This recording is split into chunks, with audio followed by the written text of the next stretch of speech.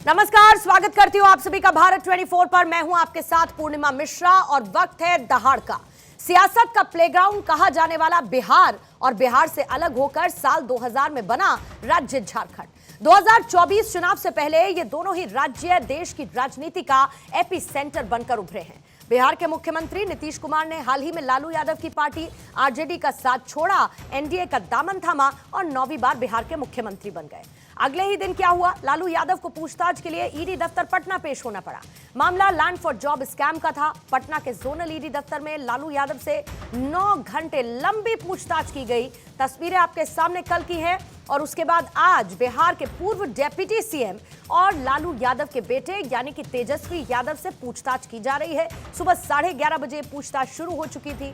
अब नजर उसके बाद बिहार के पड़ोसी राज्य यानी कि झारखंड पर भी है, जहां पर आज दिन भर सियासी हलचल तेज हुई। मामला जमीन और अवैध खनन घोटाले में ईडी की जांच का है। कल झारखंड के मुख्यमंत्री हेमंत सोरेन के दिल्ली स्थित आवास पर ईडी का छापा पड़ा। हालांकि सीएम हेमंत सोरेन यहां पर मौजूद नहीं थे और मौके से 36 लाख कैश और एक बीएमडब्ल्यू कार को जब्त कर लिया गया। वहीं 40 घंटे के बाद झारखंड के सीएम रांची में प्रकट हो जाते हैं और ये कहते हैं, मैं आ गया। आते ही उन्होंने महागठबंधन के विधायकों की एक बड़ी बैठक बुला ली और इस बैठक की सबसे खास बात यह रही कि इसमें हेमंत सोरेन की पत्नी कल्पना सोरेन भी मौजूद रही हैं।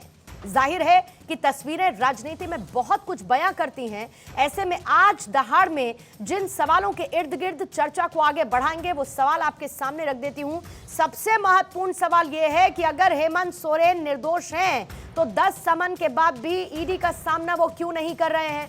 अगर हेमंत सोरेन निर्दोष हैं तो ईडी से 40 घंटे तक भागते क्यों रहे? क्या झारखंड में कोई बड़ा सियासी उलटफेर और उसकी तैयारी चल रही है? राजनीतिक बयानबाजी की जगह लालू परिवार आरोपों पर सफाई क्यों नहीं दे रहा है?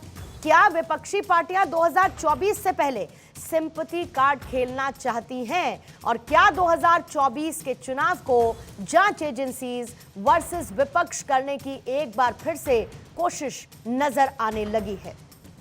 हेमंत सोरेन के खिलाफ जारी जांच को लेकर बीजेपी है जो लगातार तंज कस रही है। महागठबंधन के तमाम दल हेमंत सोरेन का बचाव कर रहे हैं। अलग अलग राजनीतिक दलों की प्रतिक्रिया क्या इस पर आई, वो आपको सुनवा देंगे। So work what you are saying, but ED got its own duty to perform, and I personally feel party should not involved in this type of actions. Party should not be involved. This is creating unnecessary tension between the two political parties. कोई ऐसी बात नहीं है। कई बार हम लोगों से अनौपचारिक तरीके से वो मिलती है। आज एक विशेष परिस्थिति थी तो अर्धांगिनी का आना तो स्वाभाविक है। माननीय मुख्यमंत्री झारखंड की जनता के दिलों में हैं और उन्होंने ईडी ने जो समय सीमा तय की है उस समय सीमा में उन्होंने कहा है कि हम उस समय सीमा में ईडी के सभी सवालों का जवाब देंगे। तो समय आने दीजिए, सारा वो उपस्थित होंगे, जवाब देंगे। एक संकट है और जो पार्टियां उनको साथ दे रही है उनके लिए भी एक सोचनीय विषय है। हमेशा वो कहते रहे, आपको ध्यान हो कि जब भी ईडी का सम्मान आता था तो ईडी के सम्मान में वो कहते थे कि हम वीर शिबू के बेटे हैं, हम बड़े आदिवासी हैं, हम किसी से डरते नहीं, हम लड़ाका हैं। आज जब उनको पूछताछ के लिए बुलाया जा रहा है तो इसका मतलब कोई न कोई गलती की होगी ना आपने। देखिए, ईडी आईटी सीबीआई जांच एजेंसियों से लड़ाई नहीं है, लड़ाई भाजपाइयों से है। ये कब तक जुल्म करेंगे सत्ता के हथियारों से? चप्पा चप्पा गूंज रहा है लालू जी तेजस्वी जी के नारों से। इनका हिसाब किताब होगा 2-3 महीने की। मेहमान है ये सरकार और सरकारें आती रहती हैं जाती रहती हैं, लेकिन अगर जांच एजेंसियों का यही रवैया रहा तो कल को यही जांच एजेंसियां उनके घर पे दरवाजे में भी जा करके उनको इस तरह परेशान करेंगे। देखिए, बीजेपी पर यह गलत आरोप है। कल श्रीमान लालू जी से पूछताछ ईडी की, आज तेजस्वी जी से हो रहा है। तो ईडी कहाँ जाती है? जहां भ्रष्टाचार है, घोटाला है, कानून को जहां ताक पे रख दिया जाता है, और इन लोगों ने ऐसा किया है।